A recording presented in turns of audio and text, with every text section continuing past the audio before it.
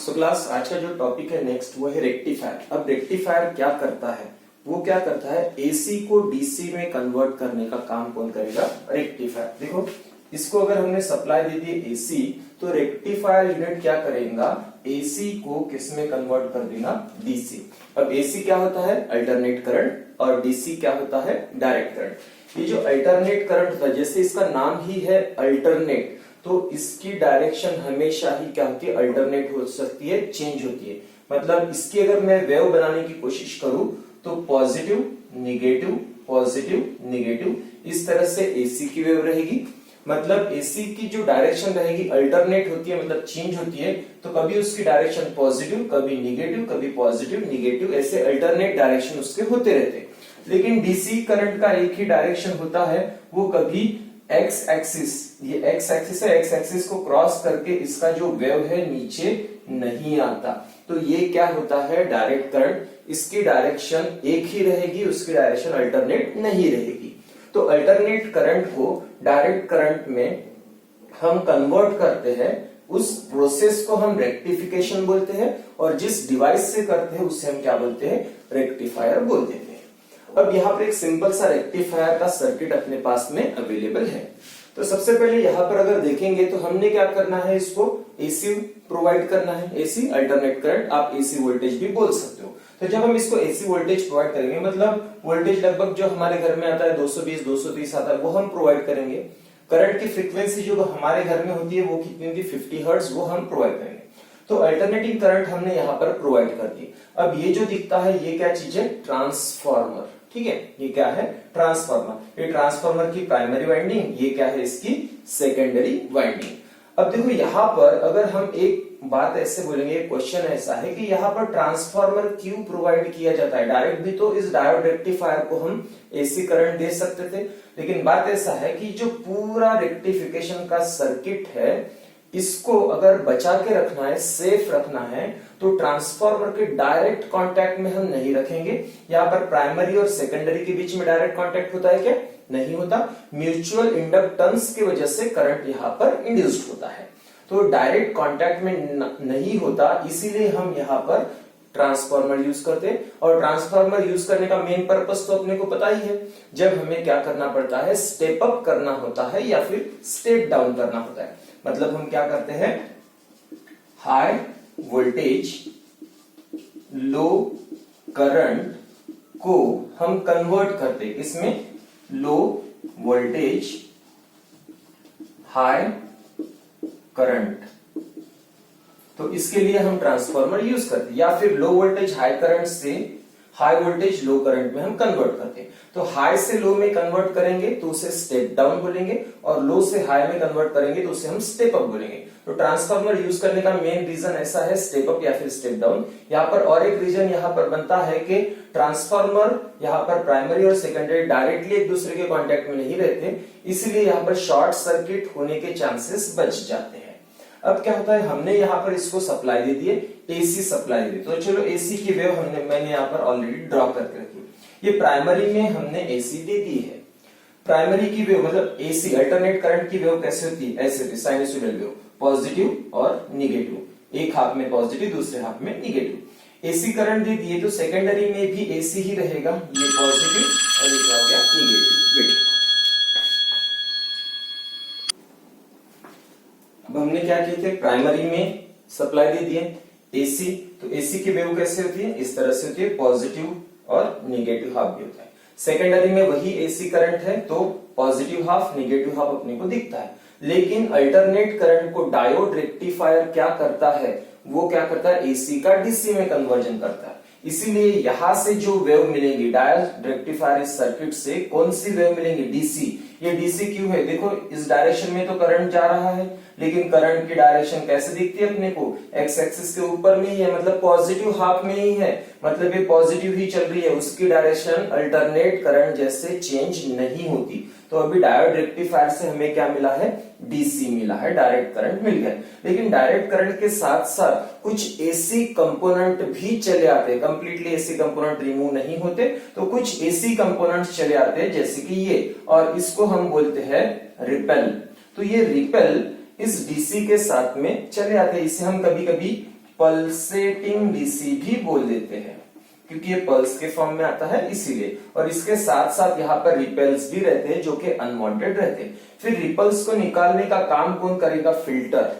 Filter क्या करेगा? Repels को निकाल देगा। मतलब यहाँ पर ये जो रिपेल है जो अनवांटेड है वो भी फिल्टर क्या कर देगा? उसको हटा देगा।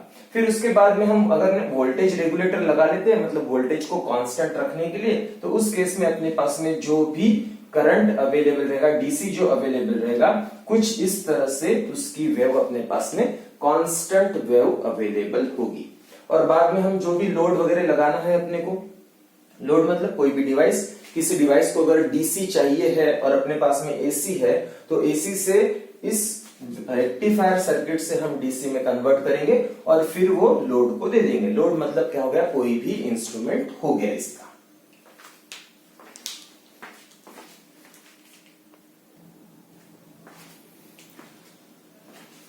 रेक्टिफायर के दो टाइप्स होते हैं जो हम पढ़ने वाले हैं। एक है हाफ वेव रेक्टिफायर और दूसरा क्या होता है? Full wave rectifier. अगर आप दोनों डायग्राम को देखते हो तो दोनों डायग्राम में ट्रांसफार्मर्स लगे हैं। पहले डायग्राम को अगर सर्किट को इसको देखते हो तो सिर्फ एक ही डायोड लगा है, लेकिन फुल वेव रेक्टिफायर में कितने डायोड लगे हैं? 2 डायोड्स लगे, जिसकी वजह से उसकी इफिशियंसी बढ़ जाती है, इसके डबल इफिशियंसी हो जाती है। अगर इसकी इफिशियंसी 50% है तो इसकी इफिशियंसी 100% हो जाती है। आपने रिपेल सुने, जब भी मैंने बोल दिया रिपेल क्या होता है? अननेसेसरी एसी कंपोनेंट होते हैं जो डिस्टर्ब करते एसी के कंपोनेंट जो डीसी के साथ में मिक्स हुए रहते हैं, उनको निकालना बहुत अच्छी बात होती है। लेकिन कभी कभी क्या होता है, हाफ वेव रेक्टिफायर उनको बहुत अच्छे से उन रिपेल्स को नहीं फिल्टर कर पाता, तो उस केस में फुल वेव रेक्टिफायर उनको बहुत ही अच्छे से फिल्टर कर पाता है। तो हाफ वेव रेक्टिफायर से रिपेल्स मिलने के चांसेस रहते हैं, लेकिन फुल वेव रेक्टिफायर से रिपेल्स नहीं मिलते। अब ये कैसे काम करते हैं वो हम देख लेते हैं। यहाँ पर हमने इसको सप्लाई दे दी, जो भी अल्टरनेटिंग करंट हमने क्या कर दी? इसको सप्लाई दे दी। जो सप्लाई देते हैं हम एसी, तो एसी की वेव चलो हम ड्रॉ कर लेते हैं। ये एसी की वेव जो हमने इनपुट में दिया है वो इस तरह से एसी की वेव है, ठीक है। यहाँ पर हमने जो प्रोवाइड की, जो सिंबल दिखता है ये वो एसी का है, तो एसी हमने प्रोवाइड कर दिया। इस एसी की वेव कैसे होती है? एसी अल्टरनेट नेचर होता है इसका, मतलब पॉजिटिव निगेटिव इस तरह से ये रहेगा। अब क्या होता है, जब हमने यहां से सप्लाई दे दी है, यहां पर भी एसी तैयार हो गया, ट्रांसफार्मर की वजह से सेकेंडरी में भी एसी है, तो इस सर्किट को भी ये अपने लिए इनपुट वोल्टेज हो गया। तो ए और बी के बीच में अगर हम इसको वोल्टमीटर से गिनेंगे तो वो क्या हो जाएगा? हमारे लिए इनपुट वोल्टेज हो जाएगा। अब ये वोल्टेज इस सर्किट में प्रोवाइड किया है। अब पहले ऐसा मान लेते हैं कि अल्टरनेट जैसे इस करंट का नेचर है, तो यहाँ पर पॉजिटिव है और यहाँ पर निगेटिव है। ऐसा हाफ साइकिल में, during first positive half cycle, उस समय में यह पॉजिटिव है और ये क्या है? निगेटिव। जब पॉजिटिव टर्मिनल डायोड के पी टाइप को जोड़ा जाता है तब वो फॉरवर्ड बन जाता है और फॉरवर्ड बायस में वो वर्क करता है। तो इस केस में देखो करंट की डायरेक्शन कैसे है? इस तरह से करंट की डायरेक्शन है और ये हो गई करंट की डायरेक्शन। तो इधर से क्या हो गया? ये फॉरवर्ड बायस, क्योंकि पॉजिटिव पी टाइप को कनेक्ट किया है इसलिए क्या हो जाएगा? पॉजिटिव। ये जो लाइन दिखती है वो एन टाइप की लेते हैं, तो ये फॉरवर्ड बायस हो गया। फॉरवर्ड बायस में कंडक्शन होता है डायोड के थ्रू, इसलिए ये पॉजिटिव हाफ साइकिल जो हमने एसी की भेजे थे, तो यहां से अपने को डीसी के केस में ये इस तरह से साइकिल मिलने वाली है, पॉजिटिव। अब नेक्स्ट टाइम क्या होता है? इसकी पोलैरिटी चेंज हो जाती है। क्यों? क्योंकि अल्टरनेटिंग करंट है, हमेशा उसकी डायरेक्शन अल्टरनेट होते रहती है। तो इस समय में वो क्या हो जाएगा? ड्यूरिंग निगेटिव हाफ साइकिल ये निगेटिव हो जाएगा और ये क्या हो जाएगा? पॉजिटिव। और हमें पता है पॉजिटिव की तरफ से करंट फ्लो होता है, तो अब ये करंट की डायरेक्शन इधर से जाएगी इधर में ऐसे, और ऐसे अगर करंट जाएगा यहां से, तो यहां पर देखो पॉजिटिव हम किसको कनेक्ट कर रहे हैं? एन टाइप को, और ये क्या हो जाएगा फिर? Reverse bias. और रिवर्स बायस से करंट जाता है क्या? फ्लो होता है क्या? नहीं होता। तो उस समय में यहाँ कुछ भी वेव्स अपने को देखने के लिए नहीं मिलेगा, मतलब कुछ भी आउटपुट नहीं मिलेगा। फिर से इसकी पोलैरिटी चेंज हो जाएंगी। फिर से नेक्स्ट साइकिल में देखो, पहले हाफ साइकिल में आउटपुट मिला इसलिए हमने यहाँ पर ड्रॉ किया। दूसरे हाफ साइकिल में, मतलब इसके निगेटिव हाफ साइकिल में आउटपुट नहीं मिला इसलिए हमने ड्रॉ नहीं किए। अभी तीसरी साइकिल, तीसरा हाफ, थर्ड हाफ, इसमें ये पॉजिटिव हो गया, निगेटिव हो गया, फिर से क्या हो गया, करंट की डायरेक्शन ये हो गई, और ये करंट की डायरेक्शन है तो इधर से पॉजिटिव पी को कनेक्ट है, मतलब वो कैसे हो गया, फॉरवर्ड बायस, और फॉरवर्ड बायस में डायोड वर्क करता है, उसमें से करंट फ्लो होता है। उस केस में ये अपने को इस साइकिल में ये अपने को डीसी प्रोवाइड कर देगा, तो इसलिए यहाँ पर हमने इसकी वेव ड्रॉ कर दी है। फिर से निगेटिव है, तो निगेटिव के केस में क्या होगा, इसकी फिर से पोलरिटी चेंज हो जाएगी, ये माइनस हो जाएगा, ये प्लस हो जाएगा, और करंट की डायरेक्शन अभी फिर से रिवर्स हो जाएंगी, और करंट की डायरेक्शन फिर से ऐसे रिवर्स हो जाएंगी। तो इस डायरेक्शन के लिए ये क्या हो गया, एन, पॉजिटिव किसको जोड़ा है, एन को, तो ये क्या हो गया, रिवर्स बायस हो गया। और रिवर्स बायस के केस में फिर से डायोड वर्क करता है क्या, नहीं करता, इसलिए इस हाफ साइकिल में, निगेटिव हाफ साइकिल में यहां पर कुछ भी आउटपुट नहीं मिलेगा। और यहां पर जो भी हम आउटपुट चेक करते हैं अक्रॉस दिस लोड, ये लोड है एक तरह का डिवाइस वगैरह हमने लगा लिए, उसका रेजिस्टेंस हम कंसीडर करते हैं, इसलिए उसको लोड रेजिस्टेंस भी बोला जाता है।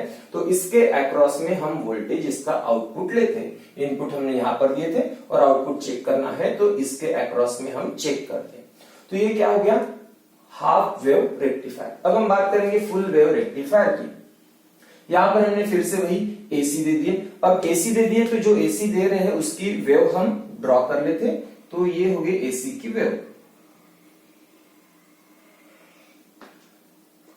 फर्स्ट हाफ, ठीक है, first positive half, negative half, positive half, negative half, ये पहली साइकिल, ये दूसरी साइकिल, ठीक है। तो अभी क्या हो रहा है, जब हमने ये फर्स्ट पॉजिटिव हाफ की बात करेंगे, इस केस में यहां पर रहेगा पॉजिटिव और यहां पे रहेगा निगेटिव।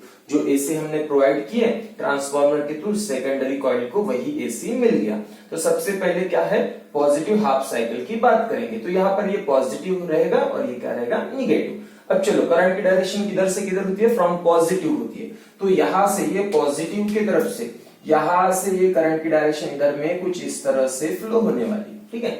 तो मतलब करंट की डायरेक्शन देखो, ए डायोड, फिर क्यू, फिर आरएल, आर होते हुए ऐसे, ये क्लॉकवाइज क्या है, करंट की डायरेक्शन। तो जब ऐसे करंट की डायरेक्शन है तो देखो ये पॉजिटिव किसको जोड़ा है, पी को, मतलब ये क्या है, फॉरवर्ड बायस। तो डायोड D1 इस केस में कैसे हो रहा है, फॉरवर्ड बायस। और हमें पता है कि फॉरवर्ड बायस के वक्त में करंट फ्लो होता है, तो जो हम इनपुट दे रहे हैं उसका आउटपुट वहां पर मिलेगा। तो during first positive half cycle there will be in output, इस इनपुट के लिए क्या मिला, आउटपुट मिला।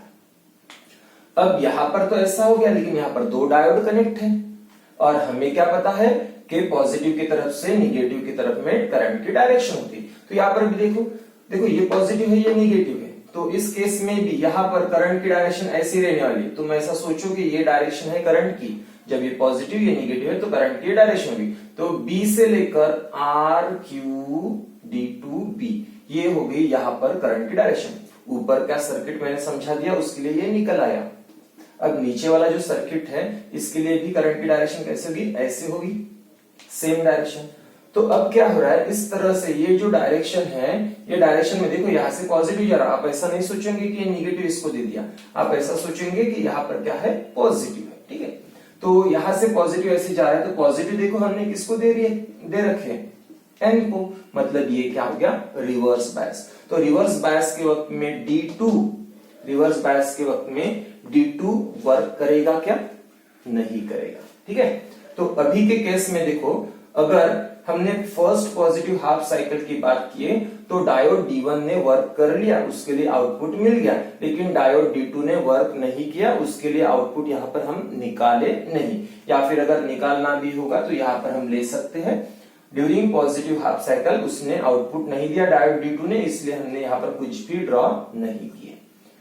अब हम बात करेंगे इसकी पोलैरिटी चेंज होने की। पोलैरिटी क्यों चेंज होगी, क्योंकि वो कैसा है, अल्टरनेटिंग करंट। उस केस में ये पॉजिटिव निगेटिव बन जाएगा और ये जो निगेटिव था वो क्या बन जाएगा, पॉजिटिव। और अभी करंट की डायरेक्शन कैसे होगी, ऐसे, मतलब इस सर्किट से भी करंट की डायरेक्शन ऐसे हो जाएंगी, इस सर्किट से भी करंट की डायरेक्शन ऐसे हो जाएगी। अब देखो यहां पर देखते ऊपर का सर्किट, करंट की डायरेक्शन ये होगी, ऐसे करंट जाएगा, ऐसे ऐसे, तो उसके लिए D1 कैसे हो गया, रिवर्स बायस, क्योंकि N को यहां से क्या हो रहा है, अब चलो देखते हैं, अब देखो आप ऐसा मत सोचना कि निगेटिव यहाँ पर फ्लो हो रहा है, आप ये सोचना कि ये क्या है, पॉजिटिव है, और ये है डायरेक्शन करंट की, और करंट पॉजिटिव की तरफ से ही चलता है, तो पॉजिटिव यहाँ पर जाएगा, किसको जा रहा है, एंड को, तो ये क्या हो जाएगा, रिवर्स बायस, और रिवर्स बायस के वक्त में D1 नाम का डायोड वर्क नहीं करेगा। अब यहाँ पर देख लेते, ये पॉजिटिव की तरफ से जा रहा है, तो पॉजिटिव से देखो ये करंट किसको मिल रहा है, P को, मतलब ये क्या हो गया, फॉरवर्ड बायस, D2 क्या हो गया, फॉरवर्ड बायस, और फॉरवर्ड बायस के वक्त में कंडक्शन होता है, ठीक है, फॉरवर्ड बायस के वक्त में कंडक्शन होता है। तो हम अभी किसके लिए ले रहे थे, निगेटिव पोलैरिटी के लिए, मतलब रिवर्स पोलैरिटी के लिए, मतलब निगेटिव हाफ साइकिल के लिए। तो निगेटिव हाफ साइकिल के लिए दूसरा वाला डायोड ने काम कर लिया, तो ये दूसरे डायोड के लिए है कैरेक्टरिस्टिक्स, और ये पहले डायोड के लिए, तो दूसरे डायोड ने काम कर लिया, इसलिए उसको मैंने ऐसा ड्रॉ कर दिया। पहले डायोड ने काम नहीं किया था, क्योंकि वो क्या कैसे बन गया था, रिवर्स बायस, इसके लिए उसके लिए ऐसे ही बस एक लाइन खींच लिया, उसका आउटपुट नहीं दिया। अब फिर से पोलैरिटी चेंज होगी, अब पोलैरिटी चेंज होगी तो क्या होगा, फिर से ये हो जाएगा पॉजिटिव और ये हो जाएगा निगेटिव। तो आप थोड़ी देर के लिए यहाँ पर भी पॉजिटिव इस साइड में और इधर में निगेटिव आप दे सकते हो। अब देखो करंट की डायरेक्शन किधर से है, इधर से जाएगी, ऊपर का सर्किट लेते हैं तो इधर से करंट की डायरेक्शन जाएगी, तो इधर से करंट की डायरेक्शन जाएगी, तो ये क्या हो गया, प्लस किसको मिल गया, P को, तो ये क्या हो गया, फॉरवर्ड बायस, और फॉरवर्ड बायस में आउटपुट मिलेगा क्योंकि कंडक्शन होता है। तो फिर इस केस में यहाँ पर क्या हो गया, D1 नाम का डायोड, उसका आउटपुट यहाँ पर मिल गया। अब यहाँ पर की भी बात करेंगे, यहाँ पर क्या हो रहा है, ये होगी करंट की डायरेक्शन RQ से लेकर ऐसे D2 की तरफ। ऐसे अगर पॉजिटिव हम जोड़ते हैं इसको, तो एन टाइप को पॉजिटिव जोड़ना मतलब रिवर्स बायस होता है। अब रिवर्स बायस में ये डायोड D2 काम नहीं करेगा, इसलिए D2 को इस साइकिल में हम कुछ भी यहाँ पर ड्रॉ नहीं करेंगे, ठीक है। अभी फिर से इसकी अगर पोलैरिटीज फिर से चेंज हो जाती है, तो फिर से अगर पोलैरिटीज चेंज हो जाती है तब क्या होगा, अब ये क्या होगा, यहाँ पर ये बन जाएगा पॉजिटिव, सॉरी निगेटिव बन जाएगा, और ये क्या बन जाएगा, पॉजिटिव बन जाएगा। अब देखो इसकी डायरेक्शन इधर से होगी, अब इसकी डायरेक्शन ये होगी, तो ये पॉजिटिव की वजह से D2 कैसे रहा, फॉरवर्ड बायस, पॉजिटिव P को दे दिया, मतलब ये क्या हो गया, फॉरवर्ड बायस हो गया। तो फॉरवर्ड बायस में D2 काम करेगा, मतलब आउटपुट देगा, तो इस साइकिल में D2 ने आउटपुट दे दिया, लेकिन अभी यहां पर करंट की डायरेक्शन ऐसे है, तो जिस वजह से ये क्या बन गया, रिवर्स बायस, और रिवर्स बायस बन जाएगा तो D1 आउटपुट नहीं देगा, ठीक है। फिर से एक बार ध्यान देते हैं, इसको मैं डायरेक्टली अभी इन वेव से समझा रहा हूं। तो हमने AC दे दिए थे, तो AC कंप्लीट मैंने वेव फॉर्म ड्रॉ कर दिया। अब ड्यूरिंग पॉजिटिव हाफ पहले केस में ये क्या बन जाता है, फॉरवर्ड बायस, तो सेकंड डायोड जो बन जाता है वो रिवर्स बायस, ठीक है। ड्यूरिंग पॉजिटिव हाफ ये वाला डायोड बन जाता है फॉरवर्ड बायस, तो इस केस में इसका आउटपुट वेव मिला, लेकिन D2 बन जाता है रिवर्स बायस, तो इसलिए उसका आउटपुट वेव नहीं मिलेगा। फिर during negative half cycle of AC की पॉजिटिव हाफ साइकिल में ऐसा मिला, निगेटिव हाफ साइकिल में क्या होगा, रिवर्स पोलैरिटी, उस केस में ये क्या बन जाता है, D1 ये रिवर्स बायस बन जाता है, और D2 क्या बन जाता है, फॉरवर्ड बायस। इस वजह से D2 से आउटपुट मिला, लेकिन D1 से आउटपुट नहीं मिला। फिर दूसरे साइकिल में ड्यूरिंग पॉजिटिव हाफ साइकिल, यहाँ पर क्या हो गया, फिर से D1 क्या बन गया, फॉरवर्ड बायस, उस समय में उसका आउटपुट मिला, और D2 क्या बन गया, रिवर्स बायस, तो उसका आउटपुट नहीं मिलेगा। फिर से ड्यूरिंग निगेटिव हाफ साइकिल, तो इस केस में D1 क्या बन जाता है, रिवर्स बायस, और इस केस में D2 क्या बन जाता है, फॉरवर्ड बायस। इस तरह से फॉरवर्ड बायस से यहाँ पर आउटपुट मिलेगा, और इन दोनों को एक साथ में मर्ज करते हैं, ये पॉजिटिव का आउटपुट मिला था, यहाँ पर भी आउटपुट मिला, ये भी ड्रॉ कर लेते हैं, ये आउटपुट मैं यहाँ पर ड्रॉ कर रहा हूँ, और ये भी आउटपुट यहाँ पर ड्रॉ कर रहा हूँ। तो इस तरह से इन दोनों का कॉम्बिनेशन में हम ले सकते हैं। तो इस तरह से DC मिला, एक्स एक्सिस के नीचे कुछ भी नहीं जा रहा है, तो यहाँ पर क्या मिला, अपने पास में DC अवेलेबल है। और as compare to half wave rectifier हम फुल वेव रेक्टिफायर यूज करते हैं, क्योंकि ये दोनों साइकिल में चलता है। ये सिर्फ क्या होता है, यहाँ पर सिर्फ पॉजिटिव हाफ साइकिल में ही चलता है, यहाँ पर ही आउटपुट मिला, यहाँ पर ही आउटपुट मिला, लेकिन यहाँ पर पॉजिटिव में भी यहाँ पर आउटपुट मिलता है कहीं ना कहीं, निगेटिव में भी कहीं ना कहीं, दोनों में से आउटपुट मिलता है, पॉजिटिव में भी आउटपुट मिलता है, निगेटिव में भी आउटपुट मिलता है। तो यहाँ पर देखो कंप्लीट एक साइकिल के लिए आधा आउटपुट है, कंप्लीट एक साइकिल के लिए आधा आउटपुट है, लेकिन यहाँ पर कंप्लीट एक साइकिल के लिए ये और ये पूरा आउटपुट है।